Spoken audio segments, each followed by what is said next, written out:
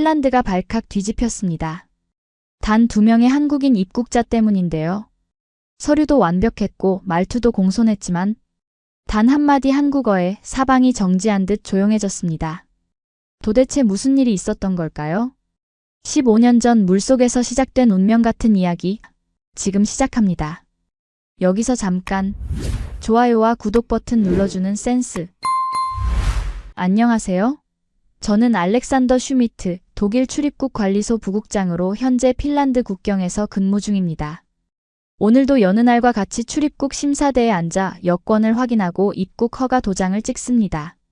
매일 반복되는 일상이죠. 하지만 모든 일상이 그렇듯 제 마음속에는 항상 떠나지 않는 기억이 있습니다. 15년 전 헝가리 부다페스트에서의 일입니다.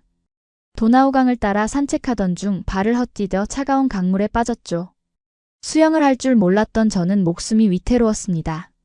물속에서 허우적대며 숨이 막혀올 때 누군가 물속으로 뛰어들어 저를 구해주었습니다.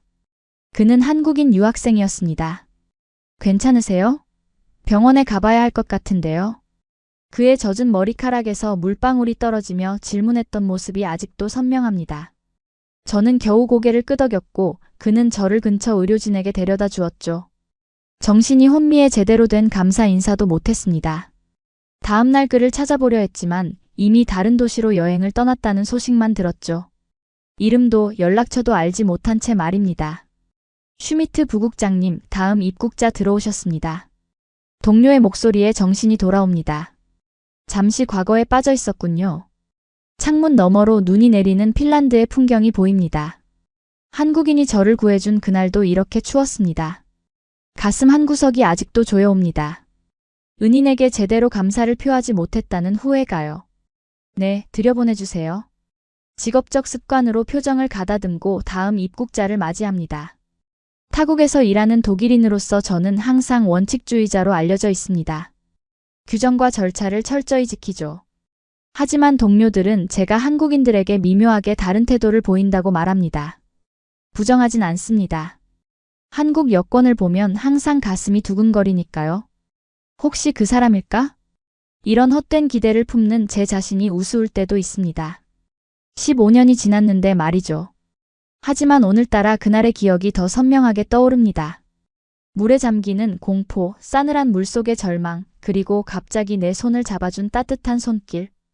슈미트 부국장님, 오늘은 어쩐지 생각이 많아 보이시네요. 옆자리의 동료 핀란드 직원이 미소 지으며 말합니다. 저는 고개를 가볍게 끄덕이며 웃어 보였죠. 약간의 향수병인가 봅니다. 걱정하지 마세요. 시계를 확인합니다. 오후 4시, 아직 2시간의 근무가 남았습니다. 창밖으로는 눈이 더 세차게 내리기 시작했고 입국자들의 발걸음도 점점 줄어듭니다. 조용한 시간이 이어질 것 같았죠. 그때 모니터에 다음 입국자 정보가 뜹니다. 한국 여권. 어쩐지 오늘은 특별한 날이 될 것 같은 예감이 듭니다. 심장이 빠르게 뛰기 시작하네요. 이런 감정은 오랜만입니다. 누군가 제 운명을 바꿔놓을 사람이 오고 있다는 직감이 듭니다. 모니터를 응시하며 다음 입국자를 기다립니다. 저는 한국 여권을 확인하자마자 등줄기에 식은땀이 흘렀습니다. 오늘은 평범한 날이 아닐 거라는 직감이 왔죠. 모니터 화면에는 2명의 한국인 입국자가 연속으로 입국 심사를 기다린다고 표시됐어요. 심장이 빠르게 뛰었습니다. 다음 입국자 들어오세요. 첫 번째로 들어온 사람은 30대 중반으로 보이는 남성이었습니다. 검은색 정장에 말끔하게 다듬어진 외모가 인상적이었죠. 리웨이라는 이름의 이 남성은 자신감 넘치는 걸음으로 심사대에 다가왔어요. 안녕하세요. 핀란드 방문을 환영합니다. 여권 부탁드립니다. 리웨이는 유창한 영어로 대답했습니다. 감사합니다. 비즈니스 목적으로 방문했습니다. 그의 한국 여권을 받아들고 기본 확인 절차를 밟았죠. 모든 것이 완벽했습니다. 하지만 무언가가 저를 불편하게 만들었어요. 리웨이의 눈빛에서 느껴지는 미묘한 긴장감일까요? 아니면 제가 한국인들에게 유독 예민해진 탓일까요? 핀란드에 얼마나 체류할 예정이신가요? 일주일 정도요. 헬싱키에서 열리는 무역 컨퍼런스에 참석합니다. 모든 대답이 매끄러웠습니다. 너무 매끄러웠죠. 마치 잘 준비된 대본을 읽는 것 같았어요. 저는 여권을 한 번 더 살펴봤습니다. 아무런 이상이 없었죠. 그런데도 마음 한구석이 계속 불편했습니다. 리웨이 씨, 잠시만요. 루틴 체크를 몇 가지 더 하겠습니다. 리웨이의 표정이 미세하게 굳었습니다. 눈빛이 변했죠. 그때 두 번째 한국인 입국자가 들어왔습니다. 20대 후반으로 보이는 젊은 남성이었어요. 김지호라는 이름의 이 청년은 소박한 배낭을 맨 채 조용히 서 있었습니다. 죄송합니다만 순서대로 진행하겠습니다. 잠시 기다려 주시겠어요? 김지호는 공손하게 고개를 숙이며 답했습니다. 네, 천천히 하세요. 괜찮습니다. 그 짧은 한마디에 담긴 진정성이 느껴졌습니다. 존중과 배려가 묻어나는 말투였죠. 저는 다시 리웨이에게 집중했어요. 두 사람을 번갈아 보면서 미묘한 차이점을 발견하기 시작했습니다. 리웨이 씨, 한국의 어느 지역 출신이신가요? 갑작스러운 질문에 리웨이는 미소를 지으며 대답했습니다. 서울이요. 강남 지역에 살고 있습니다. 너무 빠른 대답이었어요. 준비된 답변 같았죠. 저는 김지호를 향해 같은 질문을 던졌습니다. 당신은요? 한국에 어디서 오셨나요? 김지호는 잠시 생각하더니 솔직하게 대답했어요. 부산 출신인데 지금은 서울 노원구에서 대학을 다니고 있습니다. 교환학생으로 핀란드에 왔어요. 두 사람의 대조적인 모습이 점점 뚜렷해졌습니다. 리웨이는 완벽하게 차려입은 모습과 흠 없는 대답으로 무장했지만 김지호는 소박하면서도 자연스러운 진정성이 느껴졌죠. 저는 직감적으로 이 두 사람에게 더 깊은 질문을 던져야겠다고 결심했습니다. 15년간 축적된 직업적 감각이 움직이기 시작했어요. 진짜와 가짜를 구분하는 건 서류가 아닙니다. 눈빛입니다. 태도입니다. 그리고 무엇보다 예상치 못한 순간에 드러나는 진심이죠. 두 분 모두 추가 질문에 답해 주시겠어요? 간단한 절차입니다. 리웨이는 약간의 초조함을 감추지 못했지만 김지호는 편안하게 고개를 끄덕였습니다. 그 순간 저는 알았어요. 눈앞의 두 사람 중 누가 진짜 한국인인지. 하지만 확신하기 위해 테스트가 필요했습니다.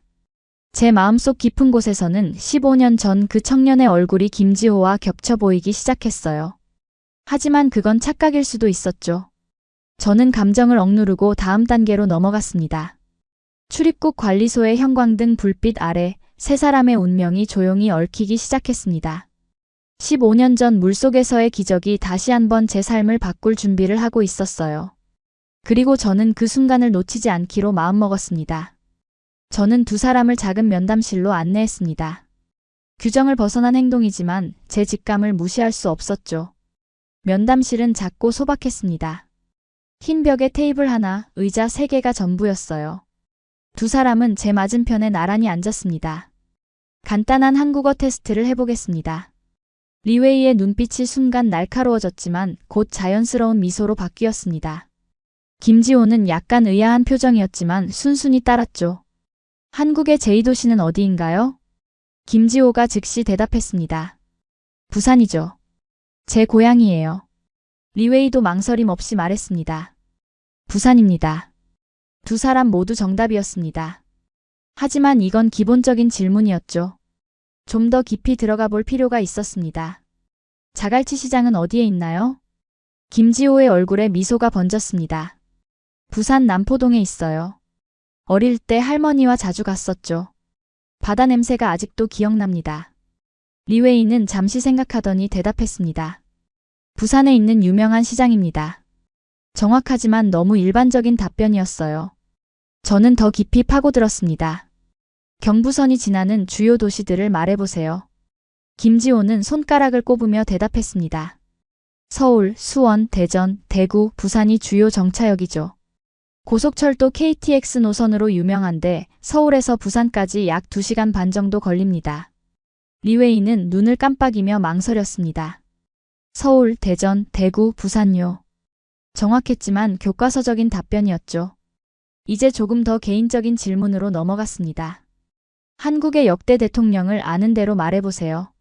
김지호는 역사적 순서대로 대답하기 시작했습니다. 이승만부터 현재까지 자연스럽게 이어갔죠. 리웨이는 몇 명만 언급하고 멈췄습니다. 그리고 뜬금없이 말을 돌렸어요. 한국은 손흥민, 김수현, 방탄소년단 같은 세계적인 스타들이 많은 나라죠. 의심이 점점 커졌습니다. 저는 마지막 질문을 준비했어요. 15년간 한국인들을 많이 만나면서 알게 된 특별한 방언 표현을 사용하기로 했죠. 이 문장을 해석해보세요. 지는 어디다 닦아이? 김지호의 눈이 커지더니 갑자기 웃음이 터졌습니다. 아, 이건 경상도 할머니들이 주로 쓰시는 방언이에요. 그건 어디에 두었니? 라는 뜻입니다. 제 할머니가 항상 이렇게 물으셨죠. 리웨이는 완전히 당황한 표정이었습니다. 어떻게 대답해야 할지 몰라 했죠. 죄송합니다만 제가 방언에는 익숙하지 않아서요. 저는 알았습니다. 진짜와 가짜가 구분되는 순간이었어요.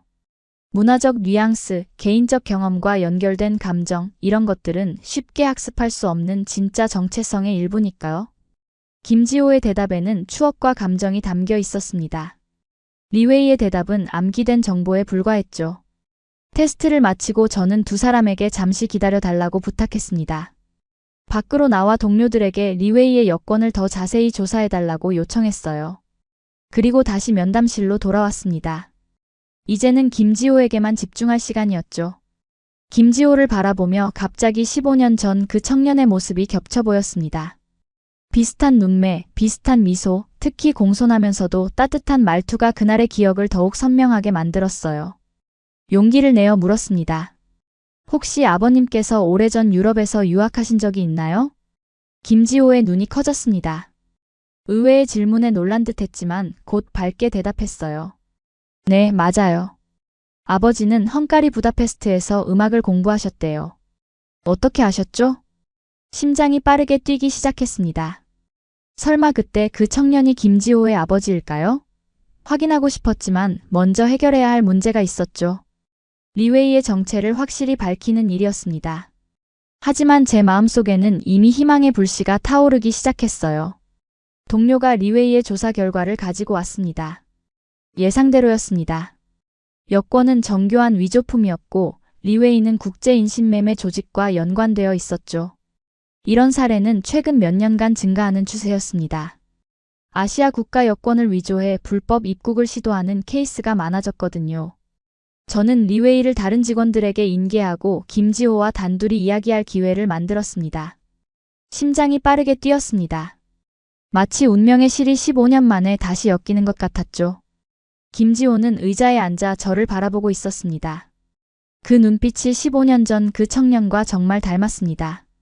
김지호 씨, 아버님에 대해 좀 더 이야기해 주시겠습니까? 김지호는 고개를 끄덕였습니다. 아버지는 음악 유학생이셨어요. 헝가리에서 4년간 공부하셨죠. 지금은 서울에서 음악교사로 일하고 계십니다. 제 손이 떨리기 시작했습니다. 아직 확신할 수는 없었지만 가능성은 점점 커지고 있었습니다. 혹시 아버님께서 부다페스트에서 어떤 사건에 연루되신 적이 있나요? 누군가를 도운 일이라든가?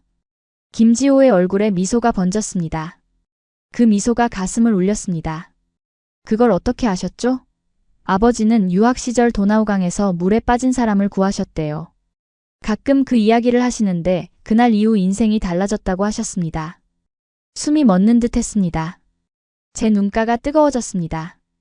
15년 동안 찾아 헤매던 은인이 바로 김지호의 아버지였습니다. 세상은 정말 좁고 운명은 참 신비롭습니다. 그 사람이 바로 저입니다. 김지호의 눈이 커졌습니다. 믿기지 않는다는 표정이었죠. 정말이세요? 아버지가 구했던 그 독일인이 부국장님이라고요? 고개를 끄덕였습니다. 감정이 북받쳐 올라 목소리가 떨렸습니다. 그날 이후로 계속 찾아왔습니다. 제대로 감사 인사도 못 드렸거든요. 그리고 15년이 지나 이곳에서 당신 아버지의 아들을 만나게 되다니. 김지호는 잠시 말을 잃었습니다. 놀라움과 감동이 교차하는 표정이었죠. 그리고 이내 환한 미소를 지었습니다. 아버지가 이 이야기를 들으면 정말 놀라실 거예요. 항상 그 독일인이 잘 지내고 있는지 궁금해하셨거든요. 저는 김지호에게 그날의 이야기를 자세히 들려주었습니다. 도나우강의 차가운 물속에서 죽음을 목전에 두었던 순간 갑자기 나타난 한국인 유학생. 그리고 그 이후 계속된 미안함과 감사함에 대해서요. 김지호는 진지하게 듣고 있었습니다. 아버지는 그날 이후 독일어를 배우기 시작했대요. 혹시라도 다시 만날 때를 대비해서요. 운명이란 정말 신기하네요. 저도 그 말에 깊이 공감했습니다. 운명의 실은 가끔 끊어진 것처럼 보여도 언젠가는 다시 이어지는 법이죠. 김지호에게 제 명함을 건넸습니다. 오늘 저녁 시간이 된다면 함께 식사하고 싶습니다. 아버님께 전화드려도 될까요? 김지호는 기쁘게 고개를 끄덕였습니다. 그 순간 마치 15년 전에 무거운 짐을 내려놓는 듯한 해방감이 느껴졌습니다. 오랜 시간 가슴 한구석을 채우고 있던 빚을 갚을 기회가 드디어 온 것이죠. 하지만 아직 해결해야 할 문제가 남아 있었습니다. 리웨이의 케이스였죠. 위조 여권으로 입국을 시도한 그를 어떻게 처리해야 할지 고민했습니다. 법적으로는 분명 범죄자였지만 그의 눈빛에서 본 절박함이 마음에 걸렸습니다. 오늘 같은 날 누군가의 인생을 완전히 망치는 결정을 내리고 싶지 않았습니다. 김지호에게 잠시 기다려달라고 부탁하고 리웨이가 있는 조사실로 향했습니다. 이제 그의 진짜 이야기를 들어볼 차례였습니다. 사람을 평가할 때는 서류보다 그 사람의 눈빛과 진심이 더 중요하다는 걸 저는 15년간의 경험으로 배웠으니까요. 조사실로 들어가자 리웨이는 고개를 푹 숙이고 있었습니다. 당당했던 모습은 온데간데 없고 어깨가 처진 채 의자에 기대어 있었죠. 저는 그의 맞은편에 앉았습니다. 형광등 불빛 아래 리웨이의 얼굴에 드리운 그림자가 더욱 깊어 보였어요. 이제 진실을 마주할 시간입니다. 리웨이의 서류를 앞에 펼쳤습니다. 감정을 드러내지 않는 표정을 유지하며 그를 바라봤죠. 서류상으로는 위조 여권과 불법 입국 시도가 명백했습니다. 하지만 사람의 인생은 서류로만 판단할 수 없는 법이에요. 위조 여권으로 입국을 시도했군요. 리웨이는 천천히 고개를 들었습니다. 눈가에 맺힌 눈물이 보였어요. 그의 눈빛에서 체념과 두려움이 읽혔습니다. 네, 인정합니다. 단 3마디였지만 처음으로 그의 목소리에서 가식이 느껴지지 않았습니다. 진심이 담긴 대답이었죠. 저는 그의 이야기를 더 듣고 싶었습니다.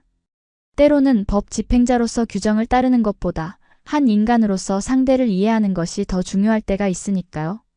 당신의 진짜 이야기가 궁금합니다. 리웨이는 깊은 한숨을 내쉬었습니다. 그리고 천천히 입을 열었어요. 중국 산둥성의 작은 마을 출신이라고 했습니다. 어릴 때부터 한국 드라마를 보며 한국 문화에 매료됐다고 했죠. 한국어를 독학했고 한국인처럼 살고 싶었답니다. 그의 표정이 점점 밝아졌습니다. 한국에 대해 이야기할 때만큼은 진짜 열정이 느껴졌어요. 하지만 가난한 가정 형편 때문에 인신매매 조직에 연루됐고 점점 더 깊이 빠져들었다고 했습니다. 그의 이야기는 충격적이었지만 어딘가 진실된 느낌이 들었어요. 리웨이의 파일을 다시 확인해보니 사실 그는 조직 내에서도 피해자에 가까웠습니다. 강제로 범죄에 가담하게 된 케이스였죠. 15년간 출입국 관리 업무를 하며 수많은 사람들을 만났지만 리웨이처럼 복잡한 경우는 흔치 않았습니다. 리웨이는 마지막에 이렇게 말했습니다. 전 진짜 한국인이 되고 싶었어요. 한국 드라마처럼 따뜻하고 정의로운 사람이 되고 싶었어요.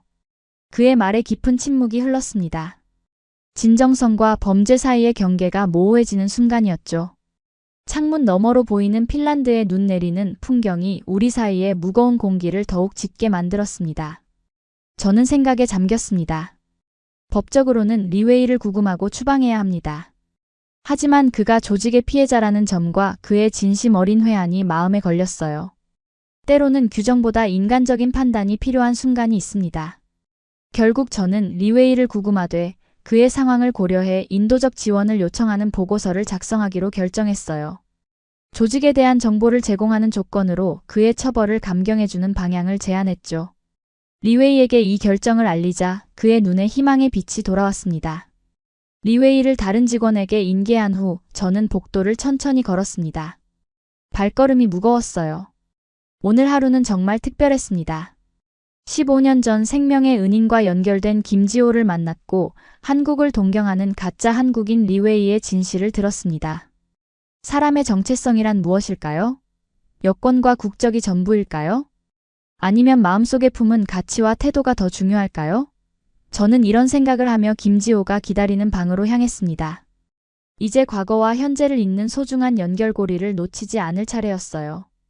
15년간의 기다림이 드디어 끝나려 합니다. 김지호가 기다리는 방으로 돌아갔습니다. 생각보다 오래 걸렸지만 김지호는 창밖으로 내리는 눈을 조용히 바라보며 기다리고 있었죠. 나이는 어리지만 인내심이 느껴졌습니다. 역시 그 아버지의 아들입니다. 방에 들어서자 김지호가 고개를 돌렸습니다. 그의 맑은 눈동자에서 순수한 호기심이 느껴졌죠. 제 발걸음은 평소보다 가벼웠습니다. 마치 15년간의 무거운 짐을 내려놓기 직전인 것처럼요. 기다려주셔서 감사합니다. 이제 김지호 씨 입국 심사는 완료되었습니다. 김지호는 미소를 지으며 고개를 숙였습니다. 그의 공손한 태도는 15년 전 그 청년과 너무 닮았죠. 책상에 앉아 김지호를 마주했습니다. 흰 형광등 아래 그의 얼굴을 자세히 볼 수 있었습니다. 15년 전 기억 속 청년의 모습과 오버랩되며 가슴이 뭉클해졌습니다. 인생은 참 신비롭습니다. 실례지만 지금 아버님께 연락할 수 있을까요? 김지호는 잠시 시간을 확인한 후 고개를 끄덕였습니다.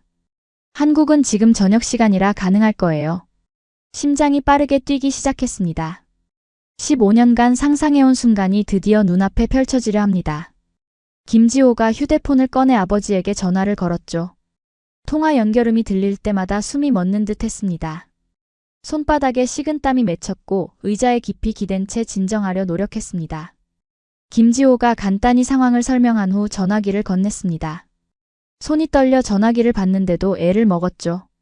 목구멍이 마르고 심장은 더 빠르게 뛰었습니다. 전화기 너머로 들리는 목소리는 나이가 들었지만 그날의 그 목소리가 분명했습니다. 안녕하세요, 김준호입니다. 깊고 차분한 목소리였습니다. 제 목소리는 떨렸습니다. 안녕하세요, 알렉산더 슈미트입니다. 15년 전 부다페스트 도나우강에서 당신이 구해주신 사람입니다. 전화기 너머로 잠시 침묵이 흘렀습니다. 그리고 김준호의 놀란 목소리가 들렸죠. 그 독일인이 당신이었군요. 이런 기적 같은 일이. 눈가가 뜨거워졌습니다. 감정이 북받쳐 올라 말을 잇지 못했죠. 김준호의 목소리도 감정이 어려 있었습니다. 당신이 잘 지내고 있는지 늘 궁금했습니다. 제대로 인사도 못 나누고 헤어져서 항상 마음에 걸렸어요. 제가 겨우 감정을 추스르며 대답했습니다. 당신 덕분에 제 인생이 완전히 바뀌었습니다. 이 은혜를 어떻게 갚아야 할지 15년간 고민했죠. 그리고 오늘 운명처럼 당신의 아들을 만났습니다. 김지호는 옆에서 우리의 대화를 들으며 놀란 표정이었습니다. 그의 눈에는 감동과 자부심이 교차했죠. 자신도 미처 몰랐던 아버지의 선행이 이렇게 큰 파급력을 가졌다는 사실에 감명받은 듯 했습니다. 김준호는 자랑스러운 목소리로 말했습니다. 우연이 아닌 인연이었나 봅니다. 제 아들이 어떤가요? 잘 지내고 있나요? 김지호 씨는 정직하고 예의 바른 청년으로 성장했습니다. 마치 당신을 보는 것 같아요. 통화를 마치며 김준호는 다음 주에 헬싱키를 방문하겠다고 약속했습니다. 이제 눈앞에서 제대로 감사 인사를 전할 수 있게 되었습니다. 전화를 끊고 김지호에게 돌려주자 그의 눈가에도 눈물이 맺혔습니다. 아버지가 항상 말씀하셨어요. 진정한 가치는 위기의 순간에 드러난다고요. 아버지를 닮고 싶습니다. 저는 고개를 끄덕였습니다. 창밖으로는 눈이 더욱 세차게 내리고 있었습니다. 핀란드의 겨울은 춥지만 제 마음은 그 어느 때보다 따뜻했죠. 이제 15년간의 기다림이 끝났습니다. 김지호의 여권에 입국 허가 도장을 찍었습니다. 공식적으로는 출입국 심사관과 입국자라는 관계였지만 이제 우리는 더 깊은 인연으로 묶여 있었죠. 김지호에게 헬싱키에서 가장 좋은 한식당을 추천해 주었습니다. 저녁 식사를 함께하기로 약속했죠. 사무실을 나서며 동료들에게 일찍 퇴근하겠다고 말했습니다. 동료들은 의아한 표정이었지만 제 얼굴에 번진 행복한 미소를 보고 더 묻지 않았습니다. 30년 경력 중 처음으로 개인적인 이유로 일찍 퇴근하는 저를 보며 놀란 것 같았죠. 하지만 오늘만큼은 어쩔 수 없었습니다. 오늘은 제 인생에서 가장 특별한 날이니까요. 그날 저녁 김지호와 함께한 식사는 제 인생에서 가장 의미 있는 시간이었습니다. 헬싱키의 작은 한식당에서 우리는 마치 오랜 친구처럼 편안하게 이야기를 나눴죠. 김지호는 한국에서의 학교 생활과 핀란드 교환학생 프로그램에 대해 열정적으로 설명했습니다. 저는 15년간 알고 싶었던 그의 아버지에 관한 이야기를 들었죠. 다음 날 아침 저는 일찍 사무실에 출근했습니다. 퇴직을 한 달 앞둔 시점이라 마무리해야 할 서류들이 산더미처럼 쌓여 있었죠. 창밖으로는 여전히 눈이 내리고 있었지만 제 마음은 어제와는 달리 맑고 가벼웠습니다. 15년간의 짐을 내려놓은 기분이었어요. 책상에 앉아 마지막 보고서를 작성하기 시작했습니다. 이 보고서는 30년 경력의 출입국 관리 공무원으로서 제가 쌓아온 모든 경험과 통찰을 담는 중요한 문서였죠. 제목을 간단하게 적었습니다. 사람을 구별하는 힘. 키보드를 두드리며 글을 쓰기 시작했습니다. 제가 경험한 수천 건의 출입국 사례들과 그 속에서 발견한 진실들을 정리했어요. 국적, 인종, 종교를 떠나 진짜와 가짜를 구별하는 것은 결국 서류가 아니라 사람의 본질에 있다는 것이죠. 여권이 아니라 태도와 말투, 그리고 눈빛이 진짜를 구별한다. 이 문장을 적으며 어제의 경험이 생생하게 떠올랐습니다. 김지호와 리웨이의 대조적인 모습, 그리고 그 속에서 드러난 진정성의 차이가 말이죠. 인간의 진실은 결국 작은 행동들 속에 담겨 있다는 것을 다시 한번 깨달았습니다.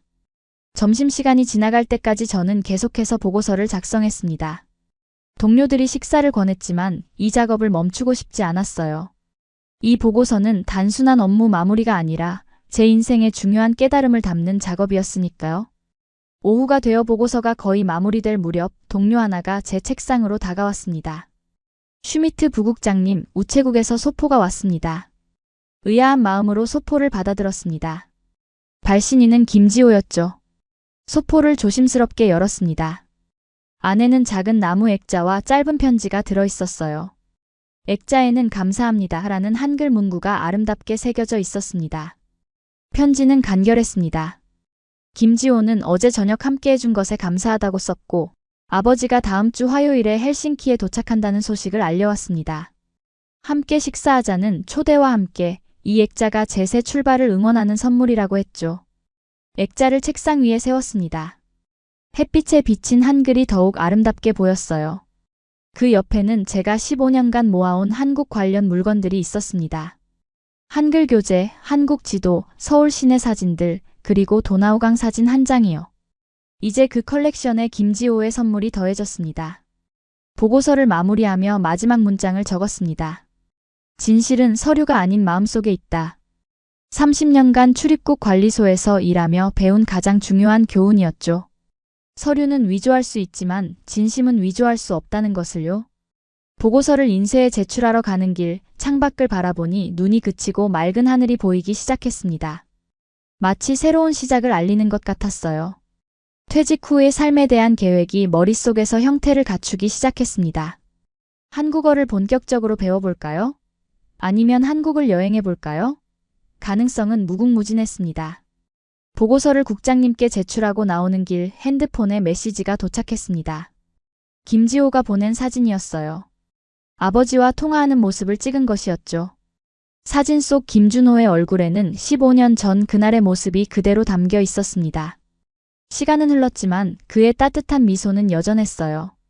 사무실로 돌아와 짐을 정리하기 시작했습니다. 30년간의 추억이 담긴 책상을 비우는 일은 쉽지 않았지만 마음은 이상하게 평온했죠. 15년간 풀지 못했던 숙제를 마침내 해결했으니까요. 이제 저는 새로운 시작을 맞이할 준비가 되었습니다. 정리를 마치고 나서 책상 위에는 3가지만 남겨두었습니다.